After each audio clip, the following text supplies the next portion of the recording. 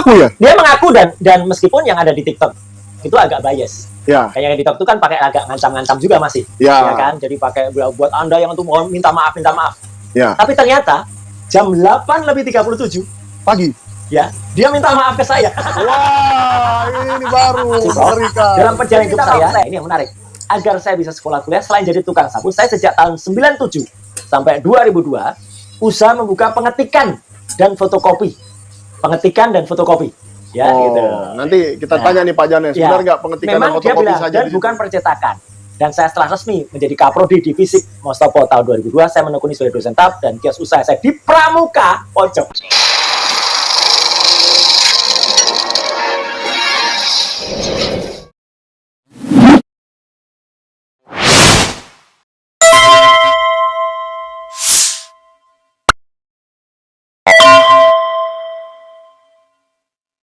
Ini adalah cuplikan sebahagian di antara isi chat WhatsApp Profesor Paiman Raharjo kepada Roy Suryo, pagi 25 Juni 2025. Di samping permintaan maaf dan mengaku bahwa isi WA sebelumnya hanya sekedar saling mengingatkan sebagai sesama sahabat dan bukan bermaksud melakukan intimidasi, Paiman juga sekaligus memberikan klarifikasi terkait tudingan keterlibatannya dalam kasus percetakan ijazah Jokowi, yang menurut salah satu kader PDI Perjuangan Beathor Suryadi bahwa ijazah Jokowi dicetak di Pasar Pramuka di usaha percetakan milik Profesor Paiman Raharjo. Namun ada yang menarik dalam klarifikasi ini. Profesor Paiman menyebut hanya membuka usaha pengetikan dan fotokopi di Pasar Pramuka, dan bukan percetakan. Sayangnya, video-video lama rekaman wawancara dengan Paiman Raharjo justru membuktikan sebaliknya. Apakah Paiman Raharjo berbohong? Dan apa motif Paiman menutupi fakta seolah-olah dia tidak memiliki usaha percetakan? Mari kita telisik. Selamat datang di Opini Alvin. Klarifikasi blunder, Paiman bongkar kedok sendiri. 25 Juni 2025, Paiman mengirim pesan WhatsApp kepada Roy Suryo. Sebahagian isi pesan menegaskan bahwa dirinya hanya pernah membuka usaha pengetikan dan fotokopi dan bukan percetakan. Namun Paiman nampaknya lupa bahwa 2 hari sebelumnya, yaitu tepatnya 23 Juni 2025, Paiman telah membuat pernyataan yang isinya justru menyebut bahwa dulu dia punya usaha percetakan. Assalamualaikum warahmatullahi wabarakatuh. Saya Profesor Dr. Haji Paiman Raharjo, MMMSI, ingin mengklarifikasi berita yang beredar bahwa Paiman Raharjo Wamendes terlibat di dalam pembuatan ijazah palsu Pak Jokowi. Perlu saya sampaikan terkait tuduhan ijazah palsu yang dibuat di Pramuka Pojok Matraman, itu saya pastikan itu tidak benar. Saya memang pernah, yaitu usaha percetakan dan fotokopi dalam rangka saya agar bisa tetap sekolah. Itu tahun 1997 sampai 2000. Saya memang pernah setelah itu usaha percetakan dan fotokopi,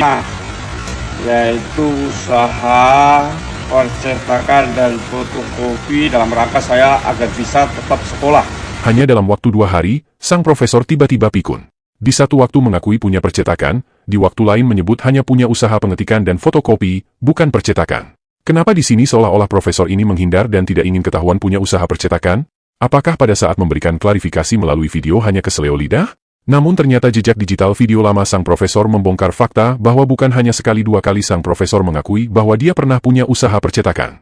Video berikut mengungkap fakta. 94 keluar itu, akhirnya kerja di Harum Sari yang tadinya saya di Mustopo itu gaji 75.000, begitu di Harum Sari gaji saya 750.000. Jadi ya, disitulah saya kemudian sambil usaha fotokopi, percetakan, terjemahan gitu ya. Gitu sambil di situ saya kuliah. Nah, setelah lulus S1 saya keluar dari Santa Maria tahun 94, kemudian saya membuka usaha pengetikan, fotokopi, ya, percetakan dan sebagainya. Nah, ada 3 video yang membongkar fakta bahwa Profesor Paiman pernah punya usaha percetakan. Jadi sangat kecil kemungkinan di 3 video berbeda ini hanya salah ucap atau keseleo lidah. Lalu apa yang membuat Paiman tiba-tiba menganulir ucapannya sendiri? Kenapa dia tampak menutupi sesuatu dan takut jika ketahuan pernah punya usaha percetakan? Namun misteri tidak hanya sampai di situ. Baik di video klarifikasi tanggal 23 Juni 2025 maupun isi WhatsApp tanggal 25 Juni ke Roy Suryo, Paiman mengaku bahwa semua usaha yang pernah dia buka di Pasar Pramuka Pojok sudah tutup dan dijual kepada pihak lain di tahun 2002. Tetapi Roy Suryo mengaku punya teman yang bisa membuktikan bahwa Paiman masih mengelola usahanya sampai tahun 2017, atau 5 tahun setelah Jokowi maju sebagai calon gubernur Jakarta tahun 2012, tahun di mana ijazah Jokowi disebut dicetak di Pasar Pramuka. Tapi yang menarik, apa tuh Pak? Ini baru ini yang menarik. Kita dapat cerita juga Dan ini bukan hanya cerita, karena sudah dipublish oleh pengamat intelijen Pak Sri Raharjo Chandra. Oke, yang kemarin juga. Ya, mengapa Pak Iman? Dia nulis nih barusan nih. Ini barusan. Mengapa Pak Iman Raharjo klaim batas waktu kepemilikan kios percetakan? Nah, karena dia kan nulis kan 2 sampai 97 sampai 2002. Ya. Padahal gitu nulis hasil temuan di lapangan didapat informasi. Ini menurut pakar intelijen ya. Intelijen beneran ini, bukan intel Melayu. Dari beberapa rekan sesama pemilik kios di Pasar Pramuka yang siap bersaksi bahwa Pak Iman Raharjo, mantan Wamendes, memiliki kios ketik dan cetak skripsi sejak tahun 90-an sampai dengan tahun 2017. Wah. Jadi ada dua fakta yang seolah ingin disembunyikan oleh Pak Iman Raharjo, yaitu pertama, ingin menghindar dengan menyembunyikan fakta bahwa dia pernah punya usaha percetakan, dan kedua membuat alibi palsu seolah usahanya telah ditutup 2002, yaitu 10 tahun sebelum Jokowi maju sebagai calon gubernur Jakarta. Pernyataan yang saling kontradiktif inilah yang terkadang membuat publik bertanya-tanya. Kenapa pejabat dan orang-orang dekat Jokowi sering membuat blunder membuat pernyataan yang saling bertentangan satu sama lain?